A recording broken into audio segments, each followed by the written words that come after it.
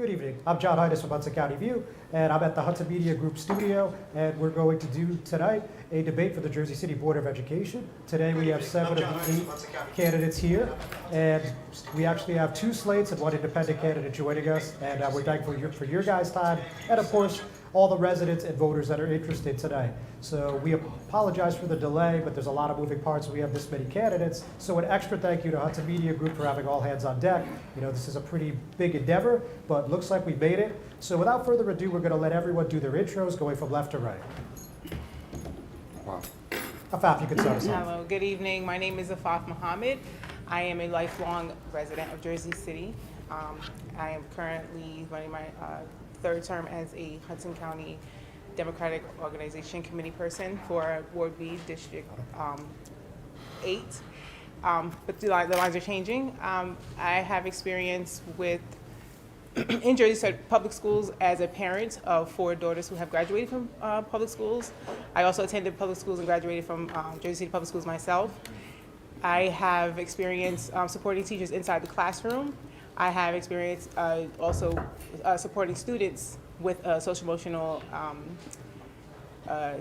getting their focus back onto schoolwork, just remembering to stay on task and getting their emotions under control so they can focus.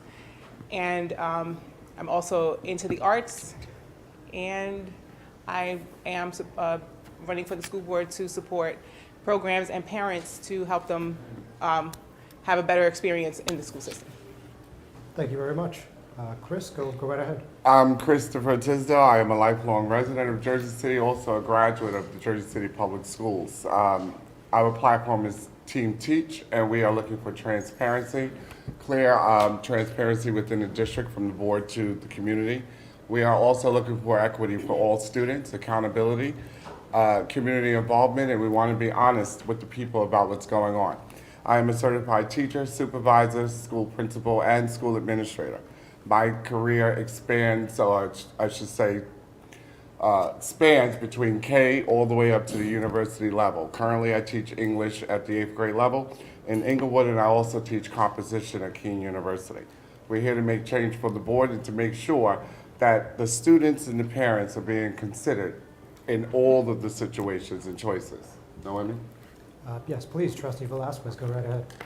Good evening. I am Noemi Velasquez, and I am a former teacher here in Jersey City. I also was a supervisor and administrator for the Jersey City Public School District, and I'm now retired.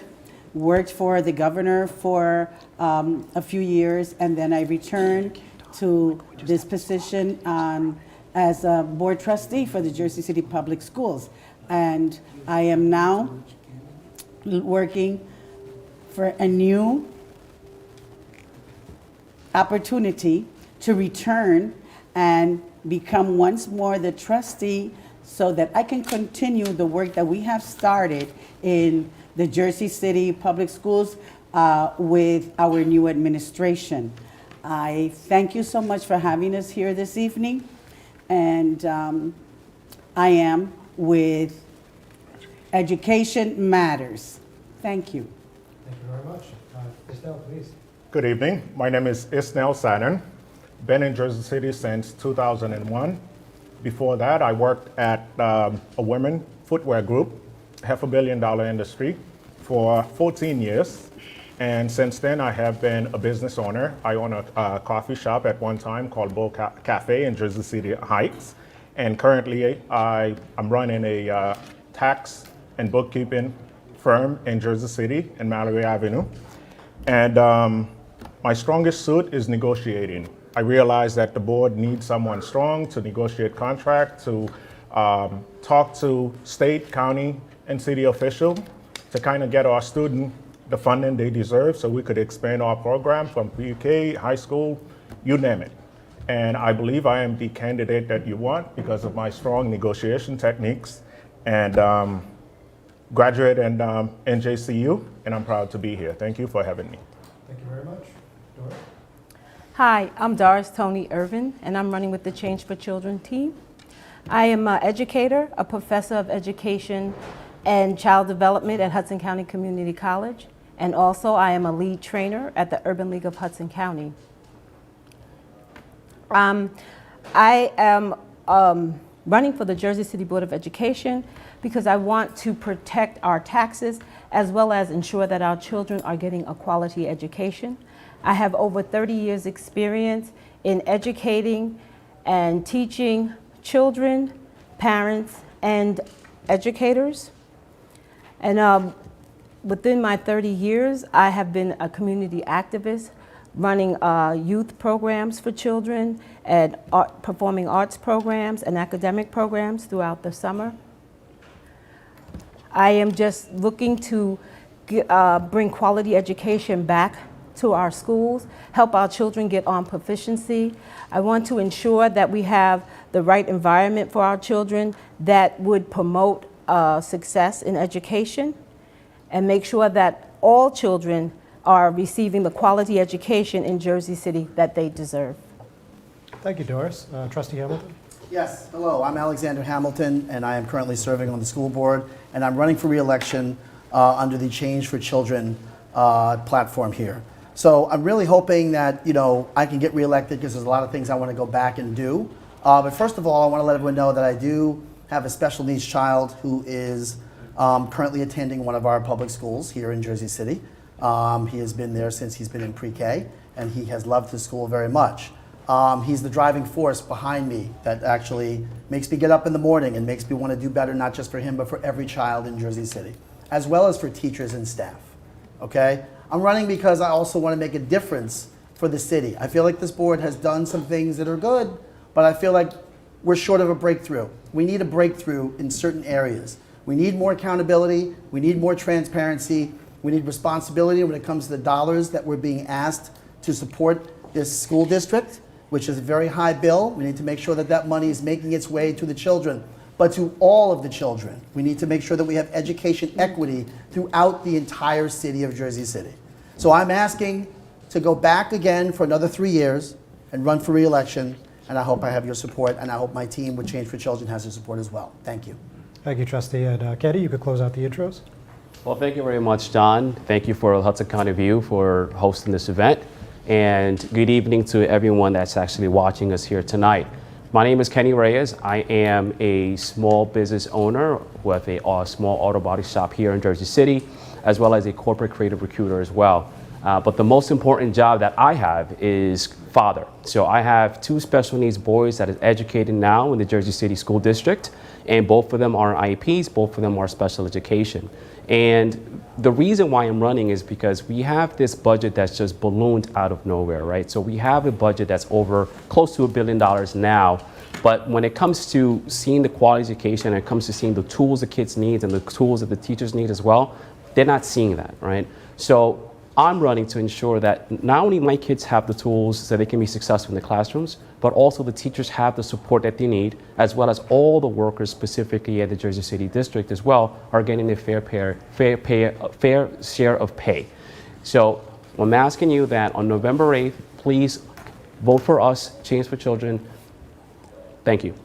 Thank you, Kenny. Thank you, everyone. So what we're going to do is we're just going to go clockwise. So obviously we started with Afaf, so then we're going to go Chris, and then Naomi, and we'll do that. And if we have to, then we'll reverse the order. We'll see how far we get.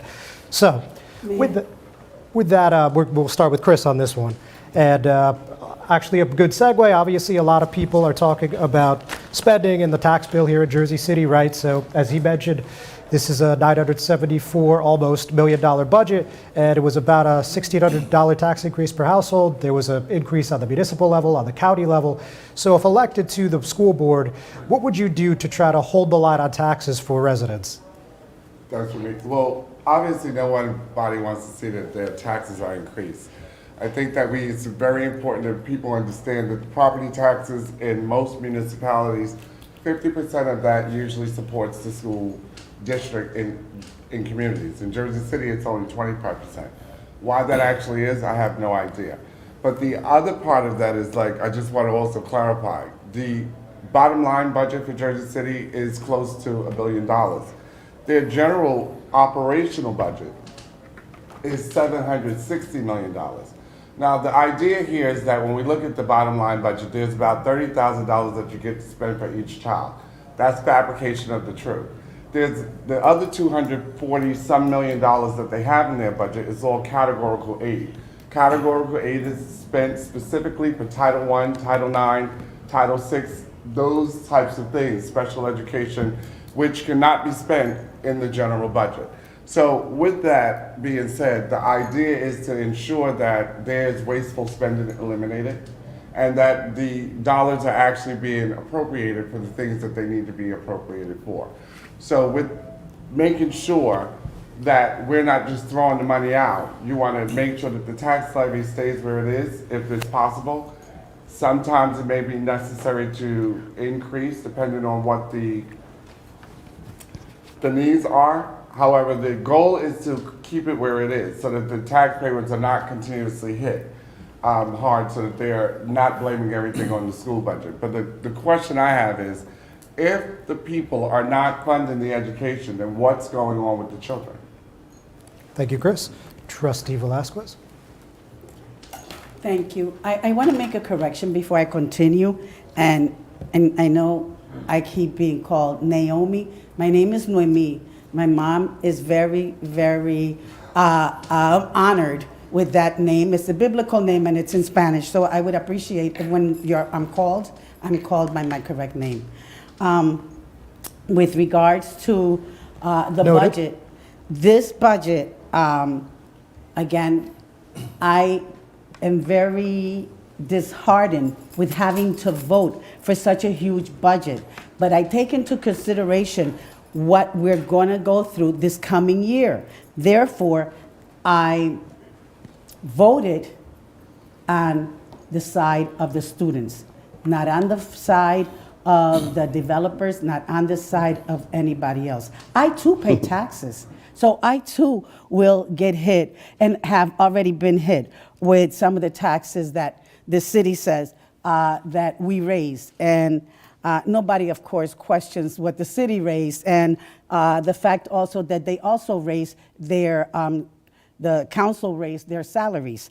However, this year is a year of negotiations. We need to take that into consideration. This year is a year where we're adopting a new curriculum, and the curriculum is over 100 curricula, not just one curricula across the board. So that not only takes monies for the instruments and everything that we need to execute this curriculum, but it takes money to train the teachers. It takes money to bring state-of-the-art things to the students so that they can work with things that are from this century and not a few centuries ago.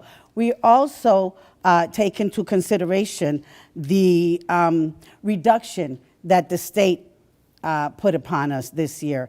We did not have anyone from the city or the county or any other office help us regain any of that back. But more importantly, the infrastructure of our schools. We want great schools for all of our teachers and our students. We want them not to be rained on rainy days. We want them to be warm on cold days. We want them to have also air conditioners like other schools do on those very hot days. We need to look for the best of everything for all of our children and teachers within those schools that are 100 years old. Thank you. Well, for myself, the current board already voted on the budget for this year. If elected, one of the things I want to do, I want to spend my time working with the superintendent office, reviewing the policy that we have in place currently, working with the purchasing department, making sure that whatever budget that they agreed on, the money is spent exactly as it should. In addition to that, we need to start monitoring what we pay for equipment. We need to also making sure that when we pay the top dollars for the equipment, they're actually working. Because some of the things that happen, we spend 40, 50K sometime for printers. In a matter of 2-3 months, they break down and they get pushed somewhere. And then because we have to go back and buy some, the following year, you're looking at a tax increase. As I always mention, I own 3 properties in Jersey City. Each time you guys put tax times 3, that hurts. And I have my neighbors, I love my neighbors. Some of them, they cannot afford it. I don't want to see my neighborhood change because tax increased. Jersey City just increased it a few days ago, which is not right. So my take is I'm going to work with everyone that needs, including whoever gets elected, the 9-member, to make sure that we negotiate fairly for the Jersey City residents as well as our students, making sure that we use our money wisely and do what we need to do to make sure that there is absolutely no more tax increase. Because if we put our head together as a 9 unit and negotiate with state, county, and city, get our fair dollar, we will deliver for the Jersey City residents. And that's where I stand. Very good. Yes, we do have a very exuberant budget at this time, but now that we have this budget, we need to make sure that we are being accountable for the money and we're putting the money where it would be most beneficial to assist and help our children, as well as the staffing and cover all the expenses that the school has. We need to start taking time and looking at what our spending plan would be on different initiatives that are being offered from the schools, seeing what is working and what is not working. We still have quite a few students that are under proficiency in Jersey City, and we've had a lot of money being put towards things to make things better. However, have we assessed if these things are working? We have to make sure that these initiatives that the school has put forth are working, and when we put more money to them, that they are being used to benefit and promote our children. The quality of their education needs to be improved. Yes, we have a terrible infrastructure in a lot of the schools. Many of them are old. We need to work on going through that. There's a facilities plan that's been done, and they're talking about how to fix and maintain some of our Jersey City schools. And we have to look at that plan on how to fix those schools and then address how we're going to go about going through that process of making sure these schools are getting fixed, especially the ones that are in the red, that have the most needs. So we can have a quality and secure environment for our schools to help with the children's learning. Yeah, hi, thanks. First of all, I just want to make it clear that I have voted against this budget 3 years in a row because I don't believe in the tax increases that we've imposed on our citizens here in Jersey City. I think it's important to understand where this money is going before you just ask for it. Okay, you can't just blindly ask for this money over and over again. First, they did it when there was a pandemic and a lot of uncertainty. Now we're getting taxed again when there's a pending recession and inflation's out of control and expenses have gone up. So this has become very, very expensive on all the residents in Jersey City. Okay, I want to be very clear about that. But I think what people want is they want to know what the solution is. And I think if you look at the Jersey City District and you look at the administration, if it operated like a corporation, you would have the superintendent operating as a CEO, and you would have the business administrator operating as a COO and a CFO in one position. Now, there's no corporation that operates like that in the country. If they did, they'd be out of business. What it leads to is wasteful spending. So we need to make sure that every dollar is accounted for, and we need to hire a budget officer immediately in this administration. And if that means paying somebody $150,000, $175,000 a year to be qualified for the position, that's fine if they find $20, $30, $40 million in waste. That's what we need to do first, clean up our house, okay? Secondly, we need to make sure that this tax shell game stops between the state, the county, the city, and the school board district. Because there's a lot of moving around of money going on. We've heard that the city also raised taxes, the school board raised taxes, the county taxes went up, then the state comes in at the last minute and they offer this anchor tax relief program. It's like if they're gonna take away our state aid, then why are they offering that program? Those things don't make sense. And I think we need to talk to the state about exactly what it is that they're doing, because it doesn't make any sense. Thank you. Thank you, Trustee. Okay. Yes, I think the problem with this budget is that it has increased over $200 million in a span of over 2 years, right? Now, Mr. Tisdale gave you a great example in terms of how, an overview of the breakdown of of the budget, but he's failed to actually say that over 70% of the budget is actually being accounted for salaries and the cost of administration, right? And we have to understand why. So that means to say that 20 to 30% of remaining of the budget is going directly to who actually needs it now, which is the students, and that's not enough, right? And that incorporates that as well in the infrastructure piece.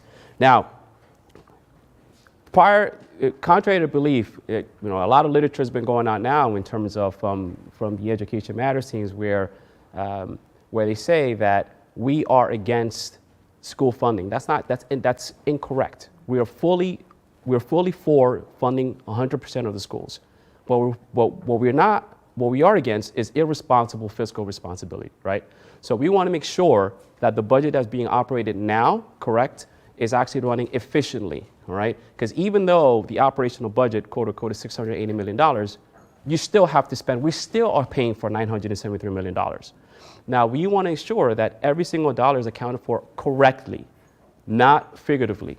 So it's not something where, hey, give me the money and then there's no plan. No, we're going to enact a specific plan in place to then ensure that those dollars are being allocated accordingly. And then most importantly, the public should know where those dollars are being spent. All right, the public should know that we're going to spend $20 million on fixing roofs. The public should know that we're going to spend $40 million in terms of fixing the leaking pipes in schools. And they have to know which schools and what's the plan in place, right? So right now, this notion from the Education Matters team that we are against specifically fully funding schools is completely ridiculous. I have kids in school. Actually, I want them to receive more resources, and so does my partner Alex, and so does my partner Tony. That's fine. So, thank you. You guys can rebut. Can we just let Afaf go first? Yeah, long story short, the question was, the budget was about $974 million. There was about a $1,600 tax increase per household. There was also a municipal tax increase and a county increase in Jersey City.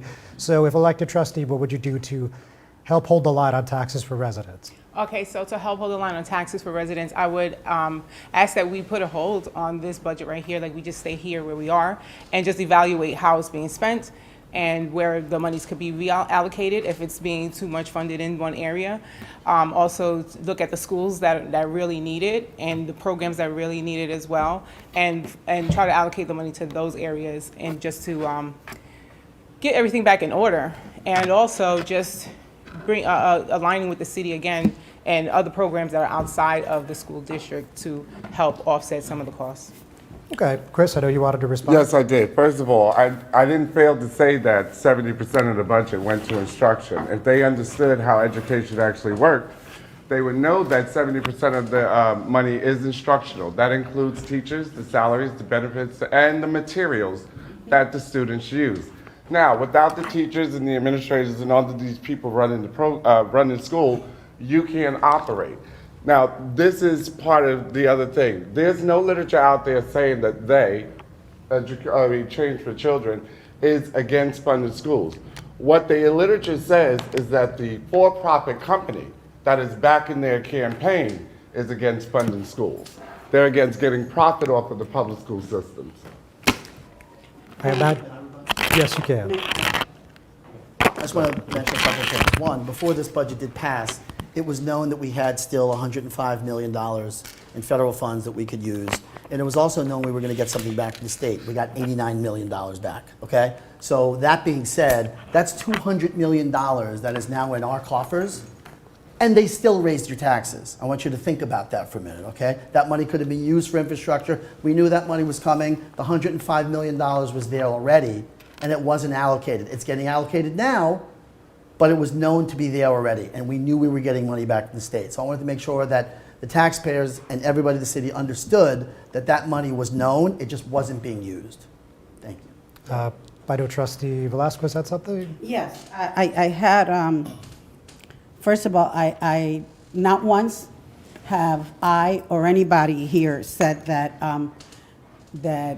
Change for Children was against the budget or against, none of that. However, I have got to clear that we do have budget meetings for the public on a yearly basis, and I've yet to see, other than Trustee Hamilton, in those meetings. I've yet to see the two candidates or any of the other three candidates up here in any of those meetings. They are well announced. They are in the papers. They are everywhere. They're on our website, and they have never come to any of these meetings. Another thing is that with regards to the infrastructure that we're not letting you know, there is a plan to bring them, we're looking for the date, to bring that information throughout the city 15 so seconds. that everybody is aware of the issues and how we plan to fix them. Thank you. Isnel? Regardless of the public meetings, the taxes still got raised. Not once, not twice, but 3 times in 2.5 years. So one thing I looked into the board, I don't have to be in meetings to actually read what's going on or view what's going on. One thing that hasn't been done, or if it has been done, not enough. The private sector have not been touched. There are so many programs that we could bring in. We know what the budget is. We know what we are getting. But I think your question is, how do we stop? And the key part is, we get what we get. How do we go outside, private sector, and talk to them and see if they could cover certain type of program, whether it's Google, whether it's Amazon, whether it's Target. There's so many opportunities that we have, okay? So many opportunity to get those 15 private seconds. sectors fund the program we need without having to touch our budget, and it's not being done. And that's what I'm here, and that's why I'm looking for your vote today. Thank you. Kenny? So I'll be very quick. So yes, when it comes to these meetings, when it comes to the board meetings, especially budget meetings specifically, I have to be in person to actually see and read what's going on as well. But you actually can be process of that when it comes to online through Facebook. So I've been on actual meetings since the January of this year. Now the second thing is when it comes to literature. Now, when literature is actually aimed, talking about the folks who specifically are sponsoring our campaign, and they're mentioning Change for Children, obviously they're mentioning us, right? And I want to make it 100% clear that we are 100% for fully funding of schools, and we are 100% independent of thought when it comes to that. Right? So Don't interrupt, please. thank you.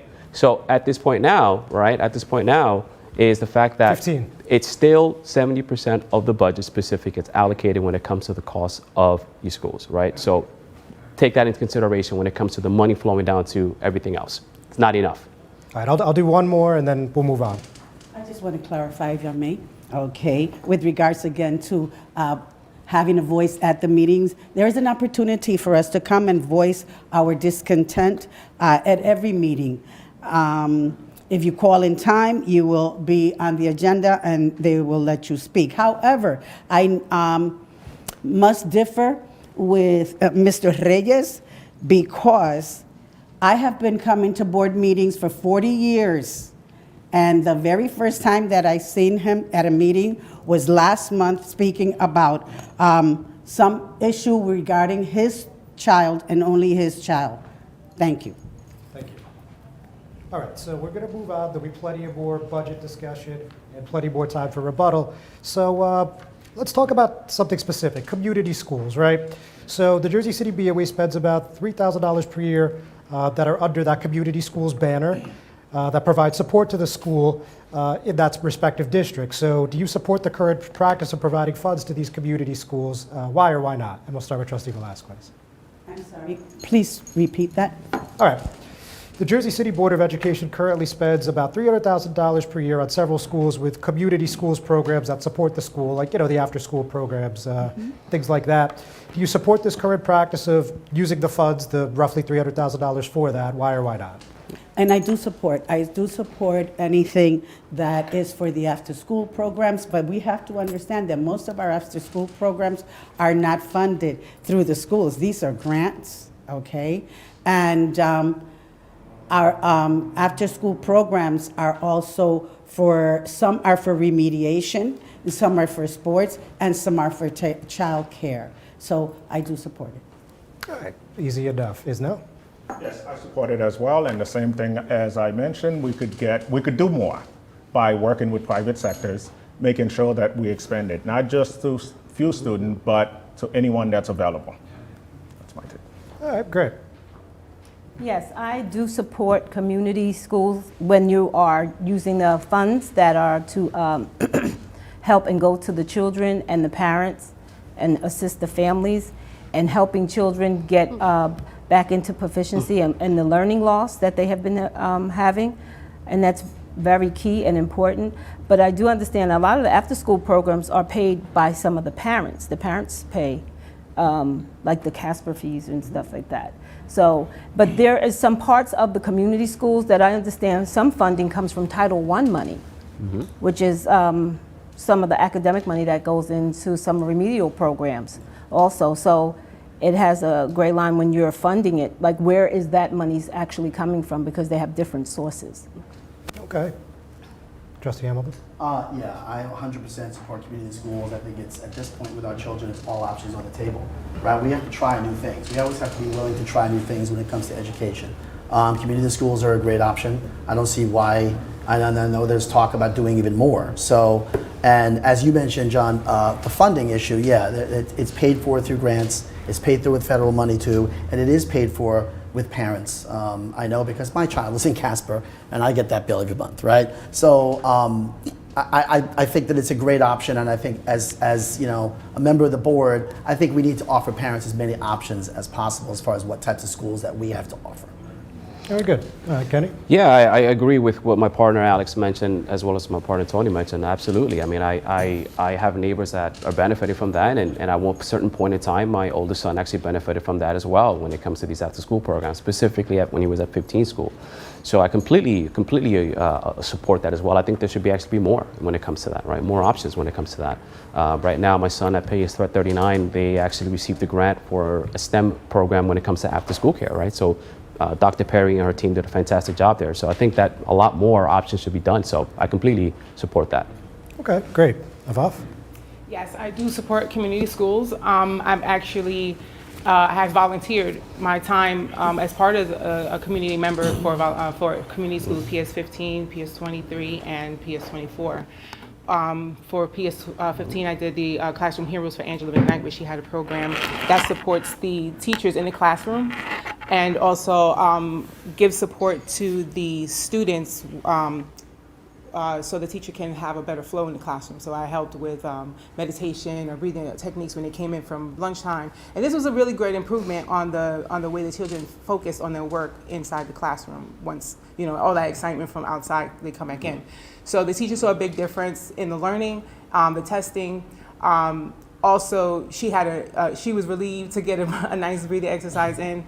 Because this teachers work straight through their lunch break most of the time, and even into, you know, recess and all of that. So the community school, where people like myself who are willing to lend our skills to connect with the children and to just build relationships to let them know that we're here in the community to support them and we want to see you succeed. Yes, 100% community schools.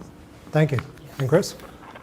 As an educator, I'm always pushing for opportunity for students. So anything that allows them an opportunity to be inspired and see their future in a different light, I'm definitely here to support.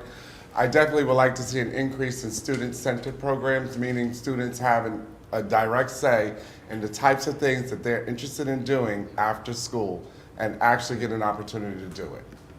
All right. Anything further? Okay, great. So, you know, obviously we've already talked a little bit about our teachers, but let's talk a little bit more directly on that, and we'll start with this now. So as you guys are all well aware, and I'm sure most people watching are well aware, there's a national teacher shortage. So as a trustee, is there anything you feel you could do to attract more teachers to the district?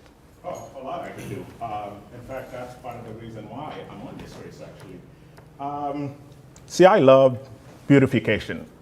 See, if you come to my office, the moment you come in, it's friendly, it's warm, it's welcoming, it's all the above. And this is what I want to do, okay? In between auditing, review, working with purchasing department, we will find ways. And when we do, we're going to start renovating what needs to be renovated. It is true that if a teacher or administrators or student, if they come in, place is great looking, they could tweet about it, they could talk about it, it's kind of fun to come to work. In addition, some of the things that we've been getting, especially in Jersey City, a lot of people have a lot of negative things to say about teachers. As a trustee, as a board member, one of the things, we need to make sure we let the teacher knows that we here for them. We're gonna answer their calls, whether it's a problem with parents, student, and so on. I'm gonna be here for them. Whatever that needs, it's gonna happen. But the number one thing I wanna do, I wanna renovate classroom, I wanna renovate teacher's lounge, I wanna open a safe environment for teachers, be able to have an open dialogue with the board, principal, teachers, and so on, and that's my take here. Very Oh, good. they're gonna love it. That's what I'm here for, believe me. Listen, they will, they will.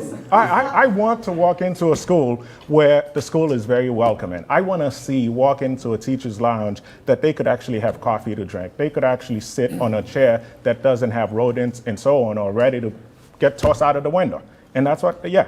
Our chairs don't have Point taken. rodents, but I know they'll agree with state of the art. Yeah. With state of the art. And it can happen. All right. Thank you. And Thank you. yeah, Let's that's keep what it our moving. teachers need. That's Yes. why we want to spend our money for the teachers and the kids. I'm with Thank you. you. All right. Doris. I'm with you. Yes, as a life resident of Jersey City, I attended the public schools and graduated from public schools and also taught in the Jersey City public schools. So I have seen firsthand some of the inadequacies in our schools, like the infrastructure and those things. And it's not a welcoming thing for teachers to come into buildings like that. So once we get this budget under control and start doing, taking care of the things we need to take care of, that would help attract some of our teachers. Also, we have a lot of colleges that have these alternate route programs that are available that can help some of our teacher assistants who are interested in coming into teaching.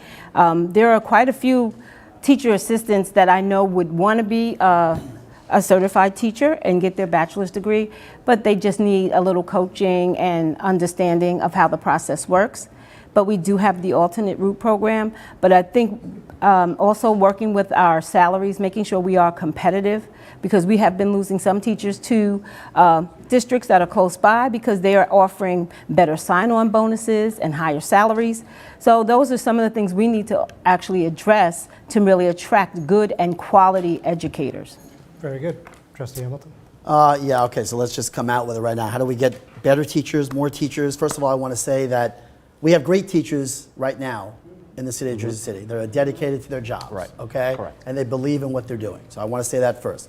Secondly, let's talk about the elephant in the room, salaries. You heard Tony just mention that, okay? We are basically lowballing teachers in Jersey City as far as entry-level salaries go. We are getting outbid by other districts big time. They are putting bonuses in their bid to outbid us. I got an email from a teacher who let me know there are a lot of teachers out there who are using Jersey City as sort of a minor league system and staying here for 3 to 4 years and then leaving. Why is that? Because it takes years for a teacher to get a substantial raise in Jersey City. I mean years, 7, 9, before they even start to make a substantial amount more money than what they make at an entry-level salary, okay? So we need to change that. We need to even out the pay scale a little bit more, okay? The current contract is very top-heavy and very bottom-light. You can't attract new talent, and you can't retain talent either. So that's a huge problem. As far as infrastructure goes, yes, we sit here and we talk about for our children, we need environments that are conducive to learning. We need environments that are conducive to teaching, right? If a child's not inspired, how's a teacher supposed to be inspired to go into school? If, you know, as was mentioned earlier, teacher lounges are not proper and equipment isn't where it needs to be, and teachers also have to fund a lot of their own things that they do in their classroom. We need to start making teachers feel valued, okay? What is more important than a teacher? We are trusting our children with teachers for more hours in the day than we see our own children. Think about that. These are some of the most important people, not just in your child's life, but in your life as well as a parent. So we need to do a better job to attract this talent. So we need to, 1, increase the base pay. 2, we need to make the infrastructure better so we can retain these teachers. 3, we need environments that make teachers feel comfortable and whole in our system of Jersey City. Thank you. Yeah, I completely agree with what my partner Alex mentioned right now. Hey, listen, I want to give special love to the special education teachers that in our school districts as well, right? Yeah, we have a great teacher body right now. We want to make sure that we keep and retain the best of the best. Now, how are we going to continue to attract and keep folks? Hey, listen, you got to vote specifically when it comes to the dollars, right? That's the most important thing. Want to make sure they have entry-level teachers have a great livable wage when they actually start their career specifically. And they want them to choose Jersey City because we offer a great ecosystem when it comes to increasing their career, increasing pay specifically as well. Next year is the teacher's contract that's going to come up. We want to make sure that if we are elected, we want to make sure that they have a fair, specific contract that's being negotiated by the union. Now, when it comes to the infrastructure, absolutely, right? I wouldn't want to, if I was a teacher, walk into a classroom and I don't have any heating, I don't have any ventilation specifically, it's too hot, it's too cold, the leaking pipes specifically. So that's something that we have to address as well, right? But the most important thing is when it comes to making sure that they have a livable wage. That's competitive, right? We don't want to lose our great teachers to other school districts. We don't want that. Actually, the opposite should occur, right? The other teachers should actually look at Jersey City as a model and say, I want to go there, right? I want to go there. So that's what we should do. Thank you. Afaf? Okay, so I need you to repeat the question because a lot, that was, it was a lot said. So. Yes. What would you do as a trustee, if anything, to help recruit teachers to the district, given that there's a national teacher shortage? So addressing the national teacher shortage. Okay, so I think we have some really great teachers in Jersey City already. And I think that we need to look into the teachers that we have that are on the sidelines as substitutes and teachers' aides, and that qualify to be in a classroom by themselves. So we can look there first and try to put them in their own classrooms. And then we look into, as we're hiring our new ones, and they can become teachers' aides and substitutes of that. But definitely reaching in now to the teachers that we have and placing them into their own classrooms and giving them responsibility for their own selves and with the children. I think they have a lot of experience being a substitute for many years with a master's degree in teaching. So I think that we could start there. And also, some of the incentives were nice that I heard, where you have the sign-on bonuses. But I always thought that when a teacher wants to teach children, it's coming from the heart, that some of those things are not going to matter, and they're going to give quality education regardless of what the salary is. So we have to look into that. That's where I stand with that. All right. And Chris? Okay, so first I want to point out that on the Education Matters team, they made very clear the teacher salary was very important. But one of the points that was made in the earlier statement was that 70% of the budget is spent on teacher salaries and instruction. So I want us to keep that in mind. So if you're going to increase teacher salaries in this upcoming negotiation year, what is that going to do to the people's taxes? That's the first point. Secondly, as a teacher myself, what we have to understand is that when people give you political answers and don't address the individuals who are actually doing the job, they really don't understand what it is that people require in this position to stay. So teachers, for instance, that are coming into the profession used to be 5 years that they would stay. Now the time frame is 1 to 3 years. Why? Because the issues that are going on in inner cities specifically are the reasons that they're leaving. On top of the fact that you have so many people in education making decisions for education who have no clue about education. So that's another issue that we're having. But in order to really attract people to the field, it needs to be a valued field that people see as something that they want to do. Go inside the schools and poll the students and ask them how many of you are interested in becoming teachers. Interestingly, they don't look at us and see us as their role models anymore. So if they're not looking at us and seeing us as role models, and during this pandemic and other times, people devalue us and what we do, why would anybody want to become a teacher? That's the question we need to ask. Why would anybody want to do a job that everybody looks at and says, you're the problem? So we need to stop the bloodshed, period. All right. Trustee Velasquez? Yes, and if, for once, I agree with everyone up here, because everyone said that we have great teachers in Jersey City. I've been knowing that for so many years because I was one of them. However, I also agree with what they're saying with regards to ensuring that the teachers have state-of-the-art rooms where they can come in and do their preps, where they can come in and have their lunch, where they can come in and just relax for a few minutes. Teachers need that moment too. However, with regards to the salary increase, I remember when we started to increase so that we can have teachers coming in, Alex was like, what? That's a lot of money. And yes, and he sits next to me, so I know what most of the time what he's saying. Another thing is we are working with college recruiting teachers. We are having job fairs, at least 4 of them thus far. We are also getting teachers or teacher aides that have credentials or have enough courses to become teachers, and we are also encouraging paying for them to become teachers. But not only that, we're also going to be giving them mentors as well as asking of them, once they do become teachers, since we pay for that, they should stay with us for a certain amount of time. So we're going to hold them to their job. I got Yes. What Noemi said about me saying that's a lot of money, if you look at the voting record, when we were working on trying to get teachers more money because the starting salary was $57,000 and it went to $61,000, I gladly voted yes on that. We worked with President Ali at the point to get that done. He negotiated with the union to make that happen. It took a little while, but I gladly voted yes to the increase because we could not attract new talent and $57,000 was too low. Thank you. But we wanted to give them $5,000 as bonus, and that was not. Yeah, so I just want to quickly say something to Mr. Tisdale. The fact that in any increase when it comes to teacher salaries means that is an increase in taxes is incorrect. That's why we actually need to have a budget officer in place, so we can actually work with the budget officer to see specifically how we can do these things mechanically and politically so that these teachers can have what they want and what they deserve. Yes. In addition to pretty much all the perks that we could offer, one thing that we should take advantage of, every year there's always a question about how's my insurance? Am I going to contribute a little bit more? Am I losing a certain benefit? And this is what I'm here also to make sure that you could offer all kind of money. But if the insurance is not what it's supposed to be, there's no incentive there. So that's negotiated by the union. Typically get really good insurance, and that's in every district. I will say that. And another point that they made down there, I agree, Kenny. It's not necessarily an increase in the taxes because the teacher salaries raised. It is about decrease in wasteful spending.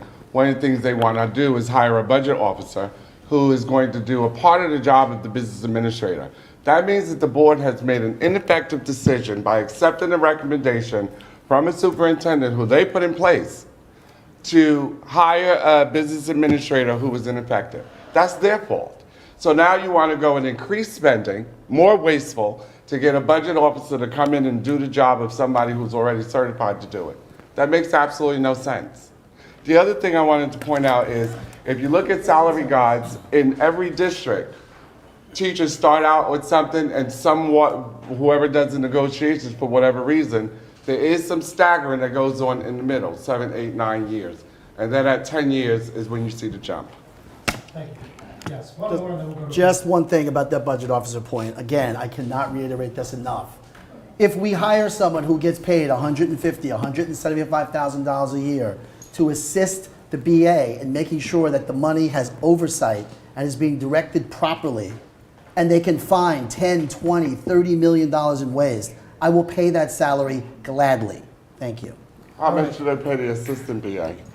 All right. Not $20 million. All right, guys, thank you, thank you. We're going to actually take our one and only intermission. We're going to be back in a few minutes. We'll see you soon. thank you. Around front, please. We designed the F-150 to be tough. And we delivered on towing and payload like you'd expect. We also made it smart, starting with an available hybrid powertrain. This engine also allows you to use your truck as a high wattage generator. It's the kind of capability that a truck owner's really never had before.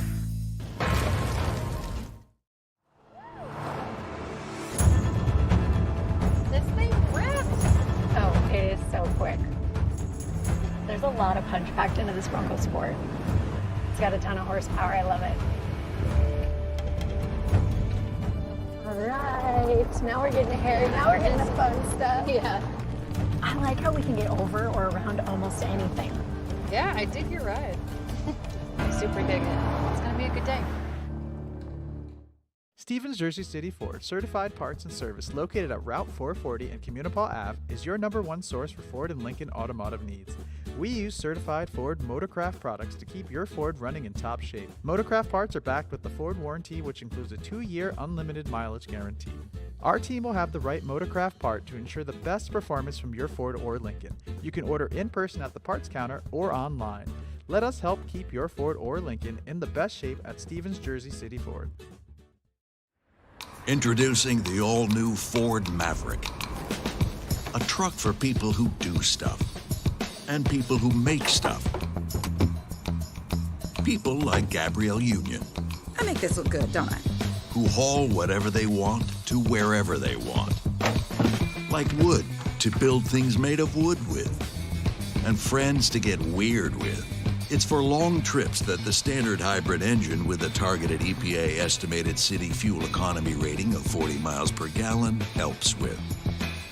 That an 8-inch touchscreen connects with. And any trip that this interior makes more comfortable. But we'll let Gabrielle tell you all about it. Or I could just tell them it's a Ford truck that starts at less than $20,000 MSRP. Yep, that works too.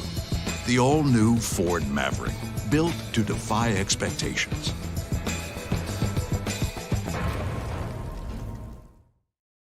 Burns Brothers Memorials, Monuments, and Markers, 787 Tunley Avenue, Jersey City. Hudson County's only monument maker, serving all faiths and cemeteries. Design studio and large inventory on site. Cemetery inscriptions and custom orders welcome. Burns Brothers Memorials, Monuments, and Markers, 787 Tunley Avenue, just south of Secaucus Road.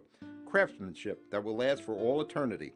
Burns Brothers, Jersey City, Albert H. Hopper, North Arlington. Visit us on the net. Newport, the luxury waterfront community on the Hudson River, offers a quality of life you deserve in one of our many high-rise towers. With amenities such as the on-site Newport Path, light rail, Newport Town Square, 3 playgrounds, dog run, upscale restaurants, retail giants like Kohl's, JCPenney, Macy's, and Target. Morton Williams and Acme Supermarket are just outside your front door. A health and fitness center, skating rink, and medical facilities are also on site. Enjoy the New York skyline from our waterfront and various parks. Manhattan is just one pass stop away, or quick ride through the Holland Tunnel. Nursery and private elementary schools all on site. 12-screen movie theater at the Newport Center Mall. Looking to visit? Stay at the Westin or Marriott Hotel. For more information, visit us at newportnj.com. Make lasting memories to cherish forever. It's incredible. It's you, Newport. Live like you want. Consumer Carpets, 3408 Kennedy Boulevard in the Jersey City Heights. Your one-stop store for residential and commercial floor treatments. Carpeting, linoleum, tiles, laminates, hardwood floors, area rugs, remnants. All major brands, all in stock. Free estimates, same-day installation. Consumer Carpets, it's savings, selection, installation. Credit cards and debit cards accepted. Financing available. Consumer Carpets, price to fit your budget, installation to fit your schedule. On the net at consumercarpets.com. Consumer Carpets, Jersey City, 201-792-2712. Panapinto Properties, Jersey City, shaping the workplace with state-of-the-art office spaces and addresses your company desires. Building residences that define your home environment, adjacent to all modes of transportation with on-site parking available. The right address, the right lease. Call 201-521-9000 or visit online at panapintodevelopment.com. Panapinto Properties, building Jersey City for everyone. Bring 150 around front, please. We designed the F-150 to be tough. And we delivered on towing and payload like you'd expect. We also made it smart, starting with an available hybrid powertrain.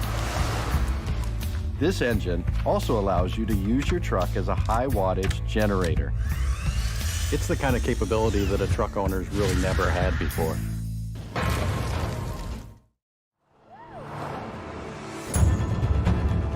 This thing rips!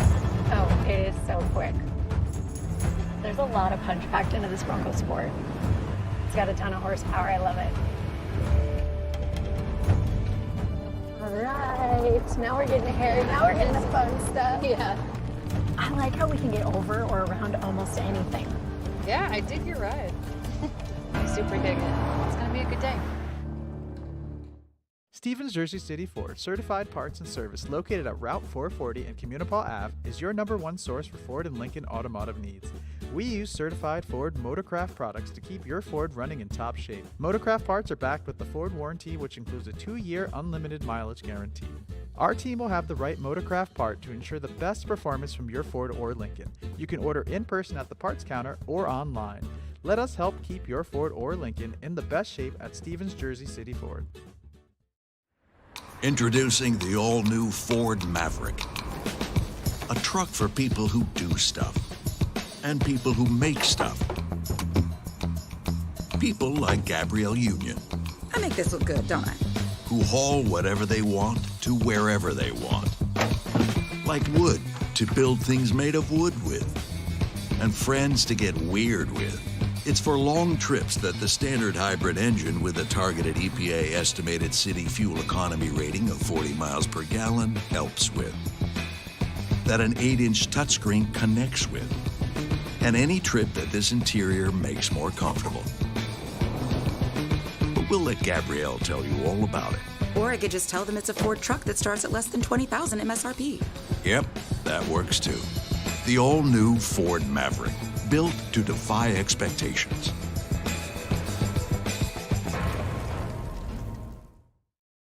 Burns Brothers Memorials, Monuments, and Markers, 787 Tunley Avenue, Jersey City. Hudson County's only monument maker, serving all faiths and cemeteries. Design, studio, and large inventory on site. Cemetery inscriptions and custom orders welcome. Burns Brothers Memorials, Monuments, and Markers, 787 Tunley Avenue, just south of Secaucus Road. Craftsmanship that will last for all eternity. Burns Brothers, Jersey City, Albert H. Hopper, North Arlington. Visit us on the net. Newport, the luxury waterfront community on the Hudson River, offers a quality of life you deserve in one of our many high-rise towers. With amenities such as the on-site Newport Path, light rail, Newport Town Square, 3 playgrounds, dog run, upscale restaurants, retail giants like Kohl's, JCPenney, Macy's, and Target. Morton Williams and Acme Supermarket are just outside your front door. A health and fitness center, skating rink, and medical facilities are also on site. Enjoy the New York skyline from our waterfront and various parks. Manhattan is just one pass stop away, or a quick ride through the Holland Tunnel. Nursery and private elementary schools all on site. 12-screen movie theater at the Newport Center Mall. Looking to visit? Stay at the Westin or Marriott Hotel. For more information, visit us at newportnj.com. Make lasting memories to cherish forever. It's incredible. It's you, Newport. Live like you want. Consumer Carpets, 3408 Kennedy Boulevard in the Jersey City Heights. Your one-stop store for residential and commercial floor treatments. Carpeting, linoleum, tiles, laminates, hardwood floors, area rugs, remnants. All major brands, all in stock. Free estimates, same-day installation. Consumer Carpets, it's savings, selection, installation. Credit cards and debit cards accepted. Financing available. Consumer Carpets, price to fit your budget, installation to fit your schedule. On the net at consumercarpets.com. Consumer Carpets, Jersey City, 201-792-2712. Panapinto Properties, Jersey City, shaping the workplace with state-of-the-art office spaces and addresses your company desires. Building residences that define your home environment, adjacent to all modes of transportation with on-site parking available. The right address, the right lease. Call 201-521-9000 or visit online at panapintodevelopment.com. Panapinto Properties, building Jersey City for everyone.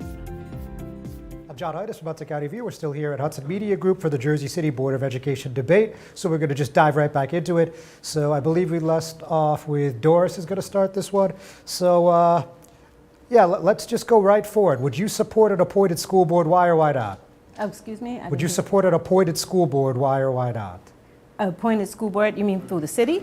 Yeah, if there was a, municipal vote that led to an appointed school board, obviously there's a process, there's a referendum.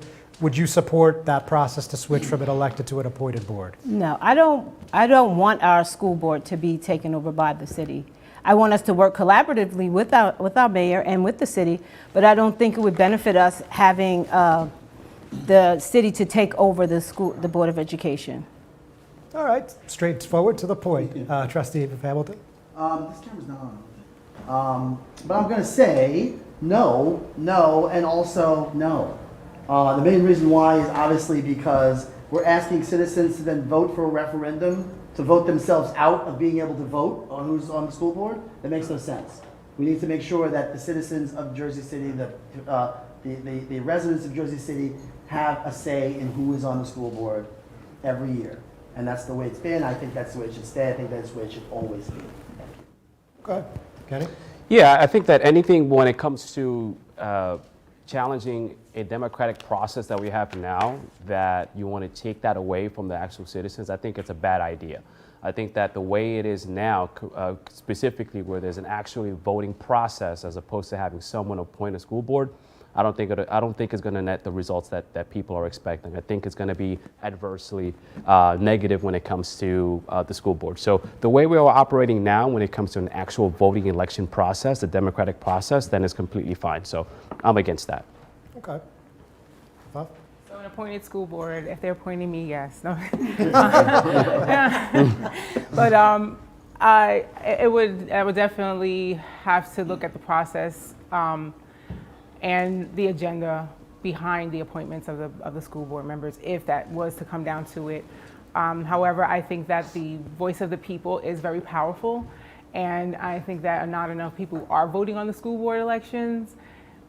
So if it did come down to appointment, I would have to really look at the process of how that is being done. Okay. Absolutely not. There should absolutely be a democratic process. The people should be able to choose who they want to represent them in this capacity. An appointed school board is nothing more than a group of people who are carrying out the mayor's bidding. And that's just in order for him to get certain contract bids. Now. Okay. Trustee Velasquez? Yes. No, absolutely not. Why? Because I believe in my community. I believe in my parents. I believe in my constituents. And I will work much harder for my constituents when they know what I stand for, because they respect what I stand for. But I will not, in as much as I want to work or have partnership with City Hall, I will not be beholden to the City Hall. Okay, and is no? And for me, I'm going to go 110% no. Already, we're seeing our property taxes going extremely high. So if by chance the city take over, the city would blame the problem on county or state whenever property taxes need to be increased. Vice versa, if it is the state, they would point finger at the county or the state. If it's the county would say city and state. So overall, we would have a total mess when it comes to property tax increase. So the answer is 110% no. Yes. And one more thing. Yeah. I just want to remind everyone out there how much power that you have. Okay, you have 7 people up here that are asking for your vote, that are saying why you should vote for them. Okay. The reason this becomes an issue is because of low voter turnout for things like school board. Okay, this is not a mayoral race year. This is not a gubernatorial race. This is not a presidential race this year at all. But we're relying on you to come out and vote. We just want to see what the turnout is. Yes, of course, I hope my team wins, and Education Matters hope they win, and the Independent hopes he wins. We understand that. But if they take the power away from you, you won't have the say. And what Noemi said was very true. It is up to you to hold us accountable for our actions, not City Hall. It's the citizens who do that. Thank you. Okay, and I also would like to add to that our board, if you have seen the board as it is today, is reflective of our community. Many years ago, it was not. And that was at the time when they were being appointed. And I think that it needs to continue to reflect the total population, because that reflects our children. That's pretty much what I was going to say. But yeah, for our voters, definitely need to come out. This is a congressional voting this year too. So that's like the most important, like the really important part of the government, where you're choosing who's your congressperson at this time as well. So along with the governor, we ran last year with the governor race. So it was, these are important things. The voters We're talking about keeping the people having a voice. If you give up your voice to vote, you're gonna have an appointment. You're gonna have people appointed to choose what you want, what they want for you. Okay. All right, so we're gonna move on to the next thing, and we're gonna start with Trustee Hamilton. So, obviously we're talking a lot about fiscal responsibility, the tax bill, the budget.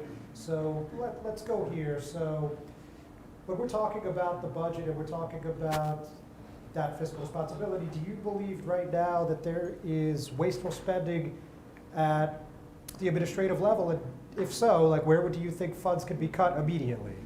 Yeah, so I think, again, I talked about the budget officer, where we have to do a very micro job of analyzing that. The board's job is to be very macro. We don't really delve into that stuff as deep as, administration, right? We sit at the top of the hierarchy, basically. But I think what we need to look at is vendor contracts. Next year is going to be a teacher negotiation contract with the union. We need to look what we can do there. And I'm not talking about cutting jobs. I'm just talking about what we can do, especially about raising the lower levels. But I think also people that are hired that may not be certainly qualified, people that have passed up, that have been with us for a while, that don't necessarily get promoted. But I think those are some of the areas that I would really like to see this done at a micro level, because I have a hunch about a lot of things, but I can't prove all of it because I'm not on the micro side of things. And I think that's really what we need to do. We need to get in and see and overturn every stone. And I think that's what part of the problem is. Because I do think there's wasteful spending, okay? For example, there was a convention this weekend down in Atlantic City. Every single board member was given a room down there in Atlantic City. Every single one was given a room for at least 2 nights. I didn't go. I know at least 2 other board members that didn't go. But there were rooms booked in their name. I don't know how much the hotel cost, but I know in that situation, the hotel's probably at least $300 a night. So if it's 2 or 3 nights, it's $1,000 a person. That's the type of spending I'm talking about. We need oversight to make sure things like that don't happen. If Trustee Hamilton is not going on that trip to Atlantic City, then he should not have a room booked in Atlantic City. Thank you. Thank you. Kenny? Yeah, it's very difficult to say and pinpoint what exactly you're going to go ahead and cut, because at the end of the day, what we really want to do is have good fiscal responsibility and partner specifically with the leadership of the school board. Now, whenever we talk about fiscal responsibility and decrease specifically and looking at waste, a lot of people go ahead and equate that to teachers specifically, and I'm going to tell you right now, that's off the table. So anything related to specific teachers or anything else when it comes to cuts, that's off the table, right? So just like my partner Alex was mentioning, is that yes, the goal is to find specific wasteful spending. Where specific that's going to be, well, we have to partner. We have to work very closely with Dr. Fernandez. We have to work specifically with the business administrator, which is the interim, and as well, we want to actually go ahead and put in a budget officer in place there as well to actually go ahead and fine comb everything specifically to see where that duplication of services is at. Yes, we're going to have to look at specific contracts in place to see what kind of value the district is receiving. Are we receiving less value based on the money we're spending on those contracts? We're going to have to revisit that, yeah. So everything is on the table except anything related to teachers. Thank you. Thank you. Thanks, Safaf.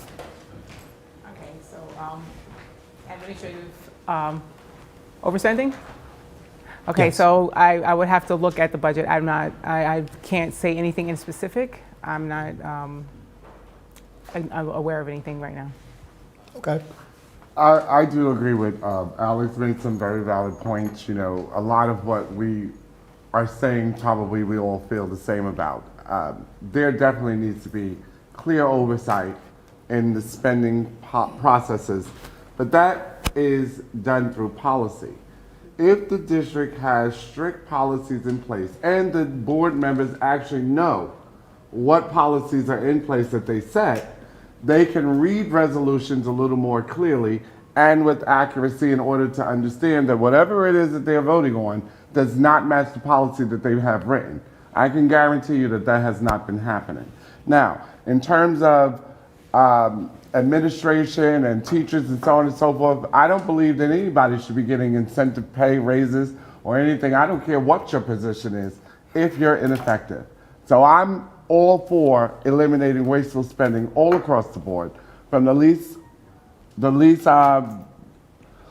valuable position in the district all the way up to the highest one. Okay. Trustee Velasquez? Yes. No doubt that in previous years, there was lack of information given to us, and also there could have been, or maybe there was, expenditures that were unnecessary. I, for one, questioned some of them, and Trustee Hamilton knows that I did.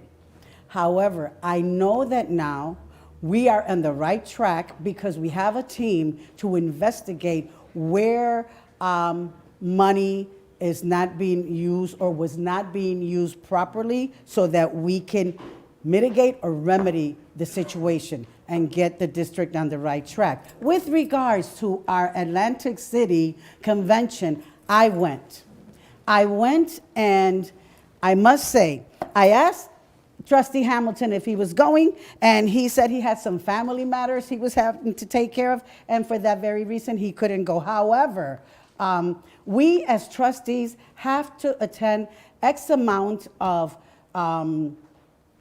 workshops, X amount of conferences, so that we can become certified.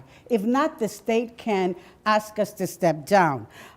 We do need certain credentials.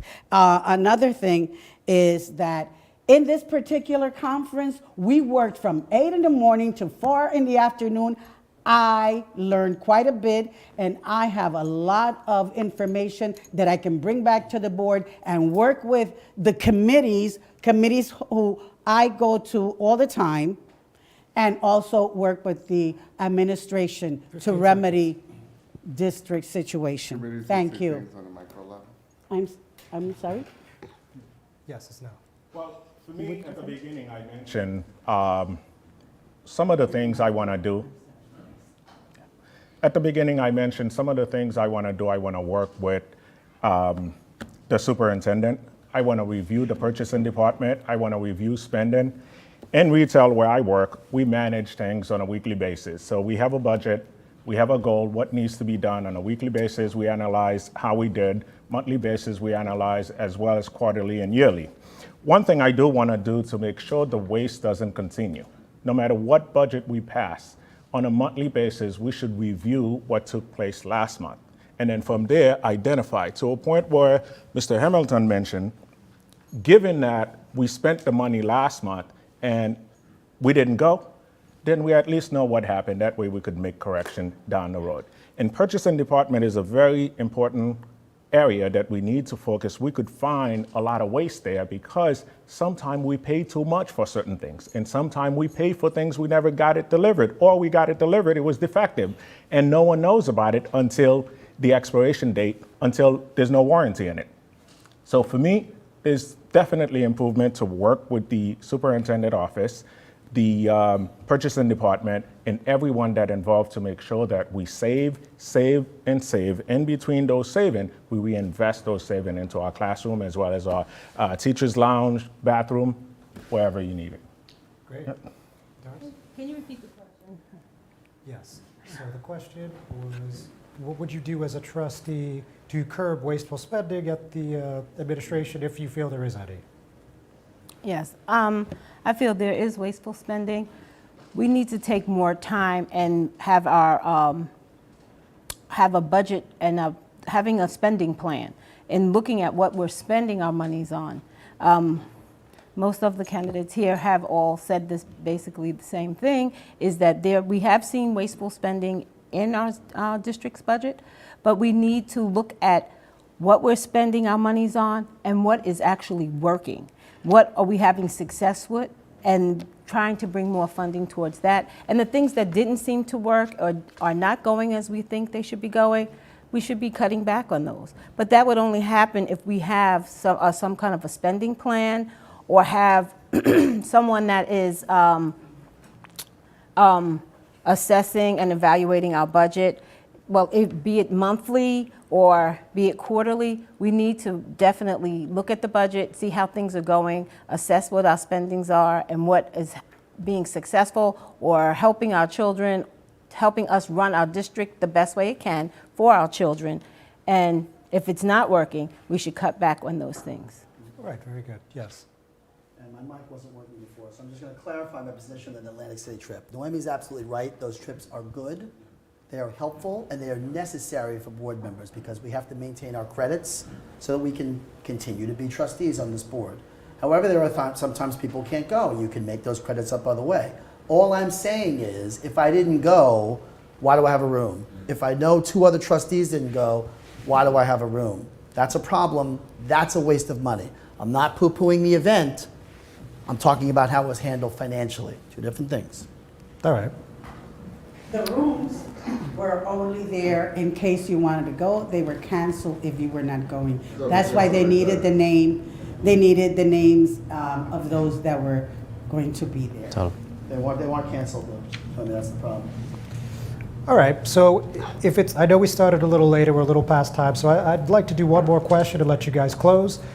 So let's allow Kenny to lead this one off. And as everybody is aware, testing levels across the nation, of course we're painting broadly, are down among students. So what do you think could be done in the Jersey City Public Schools to get those testing scores back up to pre-pandemic levels? Well, what I do want to say is that when it comes to the testing level specifically, yes, the pandemic actually pushed our students back. I can attest to that, right? So when my childs were actually in virtual learning, I was actually there with them as well, and I saw the specific struggle that it had been when it comes to them being in virtual learning as opposed to in-person learning.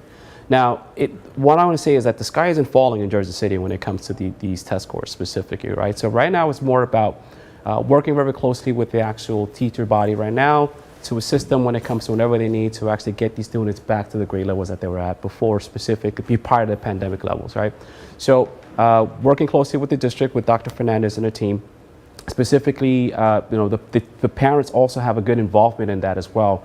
A lot of these schools specifically have a very, not as a big responsive PTA kind of organization right now. It's not a many parents actually being involved when it comes to the kids' education for whatever reason, but that's something that could be incentivized specific to help the parents to give them those tools specifically so when the kids go to school, come back home, they can actually start improving when it comes to their study habits. And that can be applied back in the school district, in the school itself, right? So the first and foremost is definitely getting the knowledge and assistance from the actual educators, like the teachers itself, and seeing how we can support them so they can actually go and help our children increase just their test levels. Thank you. Thank you, Kenny. Vav? Okay, so increasing test scores to pre-pandemic levels. So having my children at home during the pandemic and seeing them having to take tests. I know one of my daughters have testing anxiety. So whenever there's a test put in front of her, everything is forgotten and the anxiety level is off the hook. So I think that that's an issue with a lot of the students where they're being, they're prepared, they know the work, but they're not, it's not connecting when it's told it's a test. So I think that the testing approach could be a little bit different where they're giving them like maybe an exam as classwork so that they can, just work as they usually are so that so they don't have that anxiety. And also, I know that some of the high schools have buddies where the students can hook up with another student and talk about some of the things that are troubling them as far as academics, and it'll help them with their esteem and also just be able to go through the tests as well. So I think that those approaches would help boost the test scores back to pre-pandemic or even a little higher. Because even another thing is this, we're using a lot of technology now. And I learned this when I was in college where I couldn't actually understand the stuff on the computer. Reading from the computer, I couldn't comprehend it. I needed a hard copy book. So this is a lot of issues for the kids too, where they're coming usually looking at a textbook and then going to a computer. This is it's something that it does with the brain or something like this. I'm sorry, I didn't study it too much, but that is an issue. So if we could face those points right there, that would help. All right, thank you. Okay, so this is going to be very different coming from a teacher. Standardized testing. I don't agree with it. I think the district needs to figure out alternative methods of measuring student ability and accomplishment.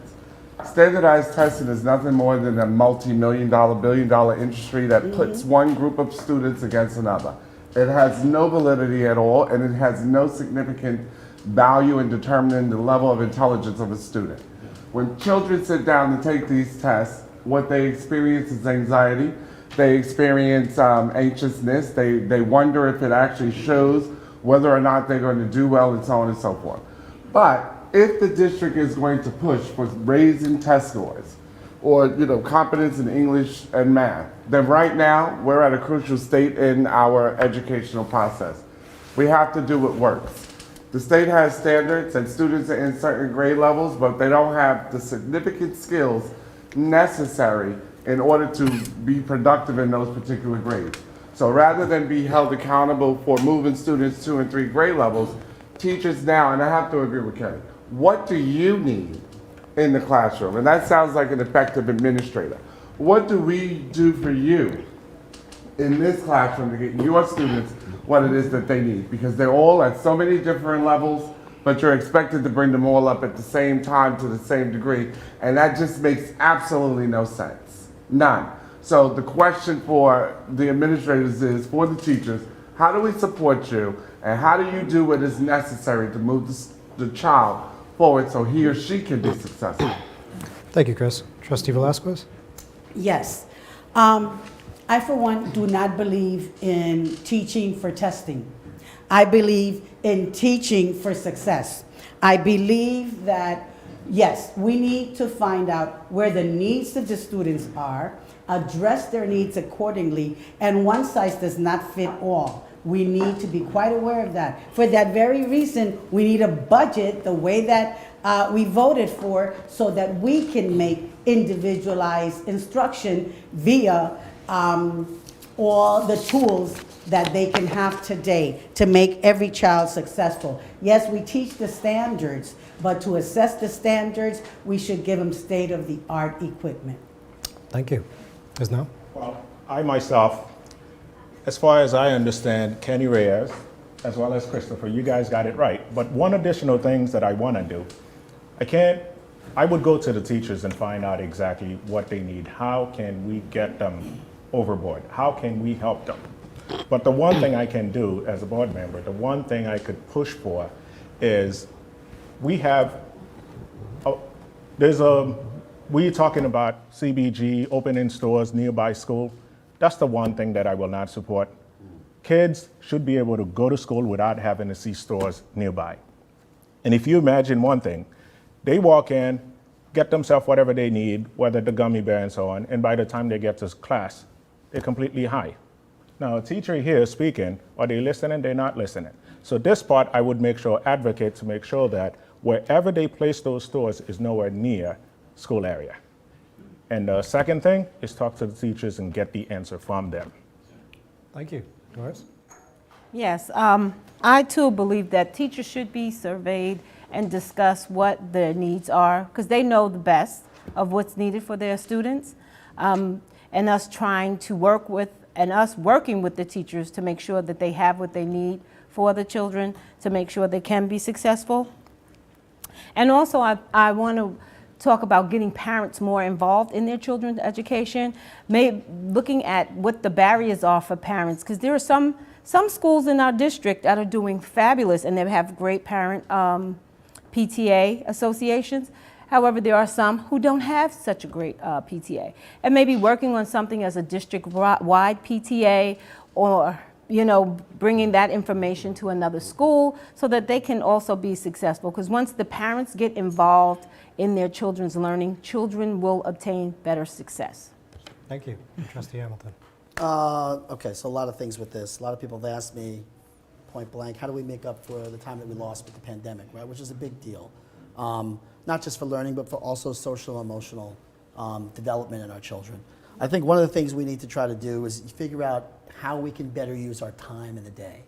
And what I mean by that is we have after-school programs. We have Morning Stars, we have Casper program that goes through to 5th grade.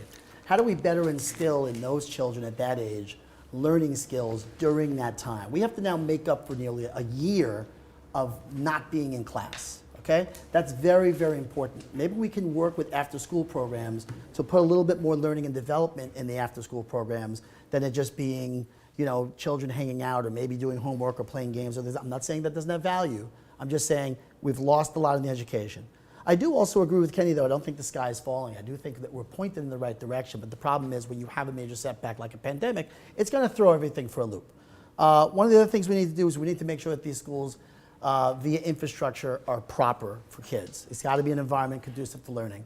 If you don't have an environment that's conducive to learning, you're not going to learn. It's going to be harder for you to learn if things don't work, if roofs are leaking, if bathrooms don't work, if there's no heat, if there's no air conditioning. These are all things that contribute to kids sort of checking out. Because if you had to work in that environment as an adult, you probably wouldn't want to keep that job, right?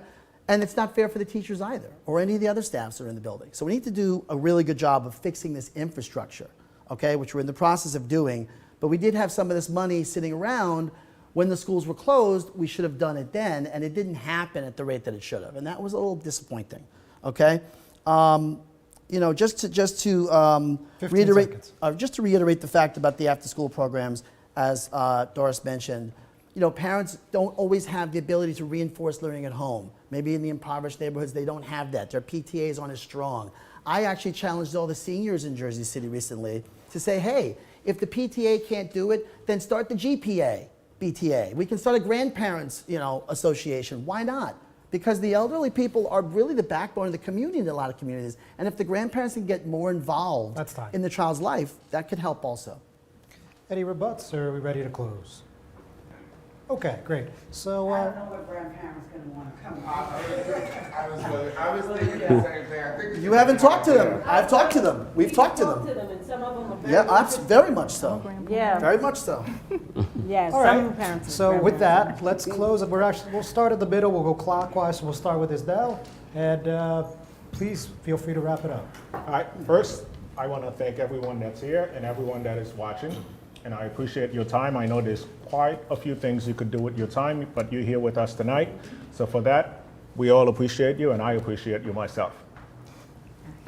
Well, for me, like I said, I didn't jump into this race because I wanted name recognition or I wanted a title. I have all the titles I need. And one of the best one, I'm a father, I'm a loving father, I'm a great father by my kids' status. That's what they said, and I have plaques to show it. And again, I do have 3 properties, and it's hurt to kind of see taxes being raised. And it doesn't matter how much money we give any type of administration, it's always not enough. And for me, it's time for all of us to really say, it is enough. We need to see more. We need to do more, and that's why I am here. It doesn't matter who you elect on this board. If I am one of them, I am going to be their best friend. I am going to work with each one of them to make sure that we get the job done, because I will not want to vote for a tax increase. That's one. And the kids, the teachers, the administrators, I believe they deserve better. It's time to fix our classroom. It's time to give our administrators a safe and clean place to come to work so they could brag. We want to see them tweet about the places that they work, the places where they come to school. We want to see those things. And this is part of the reason, and I want to give the parents the peace of mind knowing that their kids go to school and coming back. I recently took an active shooting certification class to make sure that I know if I do get elected, who I need to contact and how we're going to bring in safety into the class. Quick note, yes, active shooting is on a rise by 51% from 2020 to 2021, so we need to be mindful of this. I am a businessman, I am a father, I am a homeowner. I have every positive reason to why I should be one of your votes. Thank you. And I am full I, run an independent. Voice for progress. Thank you. Thank you very much. Doris? Yes, I'm Doris Tony Irvin, and like I said earlier, I'm running with the Change for Children team. We're running to make sure that the wasteful spending is being stopped, that we are really looking at our budget, that we can use the budget so we don't have to raise the taxes on our residents and not let that be the burden. But we know we need to, as we used to say, tighten your belt and see what is really working. Not that you're going to give anything up, but we're going to add to what is working and alleviate the things that are not working. As an educator in the Jersey City, in general, for over 30 years, with teaching the children, the parents, and the adults, I know that I have a passion for education and seeing the success of our children, especially within our youth.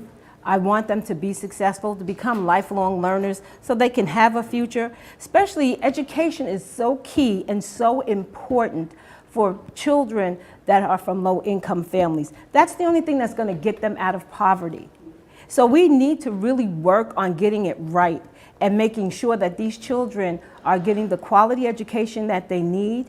And it's done throughout our whole entire district, not just in certain areas that have great schools, but we also have to reach out to our parents and let the parents know that they can get involved and even show them how to get involved, because I don't believe they know how. Because when I do parenting classes, parents want to be involved, but they just don't know where they fit in. So when we start making some initiatives about that, that would be very helpful. 15 seconds. Please vote for me for Change for Children, November 8th. I am 6I, Doris Irvin. Thank you. Very good. Trustee Hamilton? All right, thank you. Thank you, John. Thank you, everyone. Thank you all for watching. I am currently on the Board of Education right now, and I'm asking to go back for a second term of 3 years. Why am I asking for that? Because I feel like I've learned a lot in my first term about how things work, how things don't work, what needs to be fixed. Now, if any of you have watched me for the last 3 years, you know what I stand for, as I've always spoken my mind on the board. Kept it orderly, but always spoken my mind. I think that's important to understand. I want to make sure that every option is available to solve every problem, okay? Because if they're asking you to tighten your belt at home with this tax increase, we need to hold the administration accountable and tighten their belt as well, and find the inconsistencies and the wasteful spending so we can get it under control. You know, they say desperate times call for desperate measures. We're desperate for something to change, okay? We need something to change.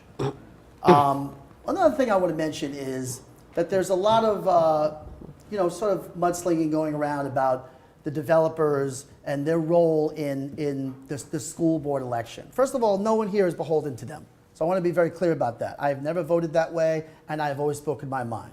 But one thing I do want to say is we need to look for developers to be partners with us. Because the last time I checked, the city didn't build a new school.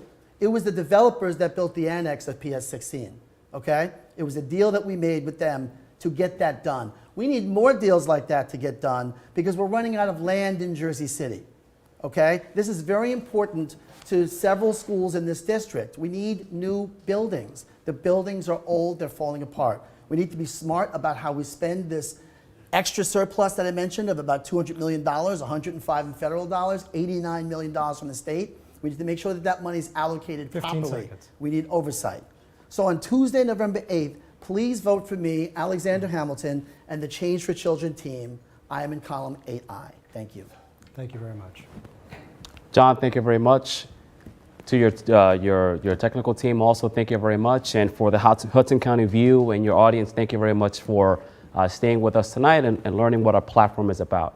So folks, it's very simple when it comes to this election. This election is one of the most important elections right now when it comes to history of board education. The reason being is because we are in uncharted territory.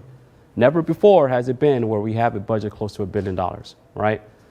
The fact of the matter is this: they raised their taxes 2 times already. 2020, a little over $900. 2021, an average of $600. Now the city is asking to raise their taxes close to $1,000. At a certain point, when you go back to that well to get water out of the well, that well is actually going to be dry. And that's what's happening now, right? That's what's happening now. They're actually putting the burden back on us, and eventually we cannot be overtaxed anymore. Want to be 100% clear. I am not against, and neither of my running mates are against, not fully funding the schools.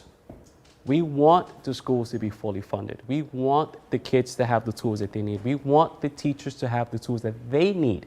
We want to ensure that the people who run the schools are getting a decent wage as well, and they're getting paid on time like they deserve. We want all of that. We want to create the Jersey City District as a model at the state, okay, as a model. But in order for us to do that, then we have to be fiscally responsible.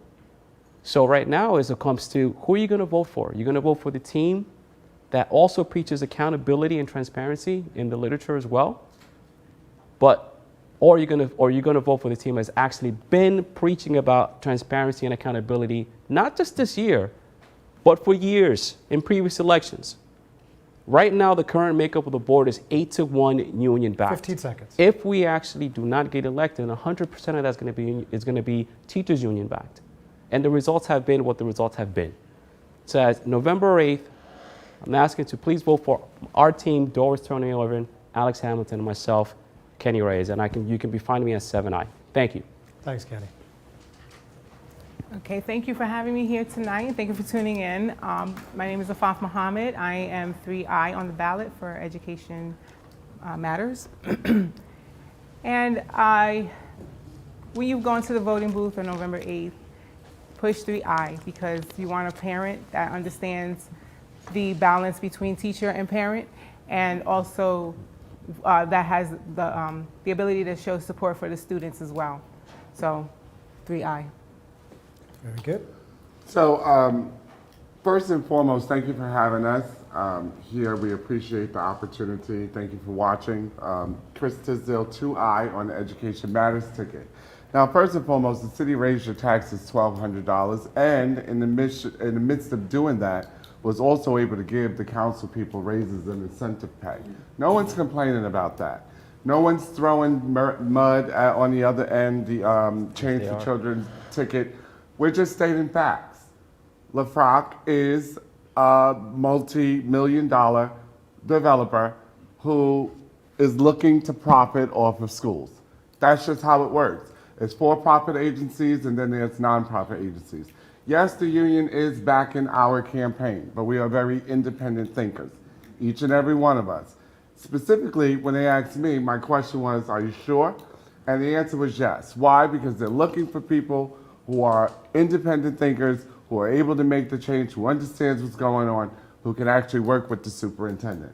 So if, in fact, let's just say, Change for Children were to be elected, to the point that they made, there'll be 6 union people against 3. What effective change will they be able to make if they can't negotiate and get them to make the changes? It'll be 6 against 3. Vote 2I, 1I, and 3I on November 8th. Thanks a lot, Chris. Trustee Velasquez, bring us home. Yes, thank you.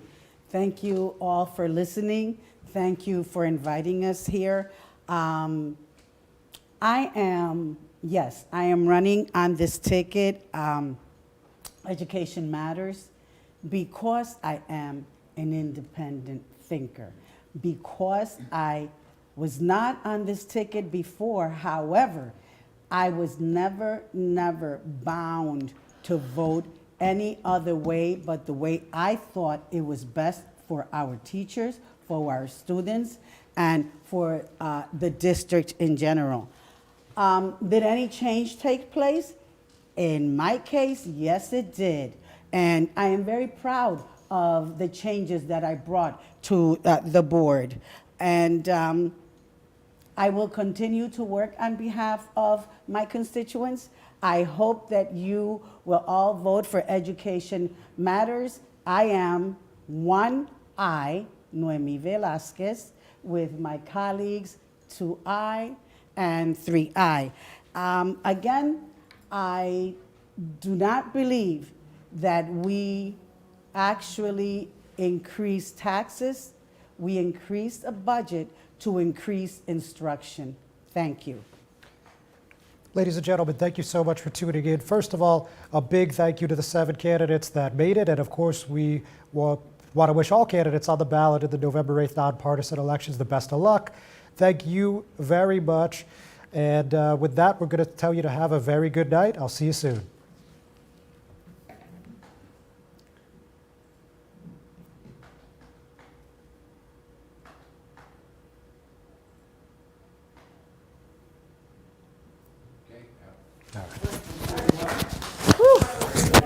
My back is killing me. Standing on wheels for now 2 hours. Oh.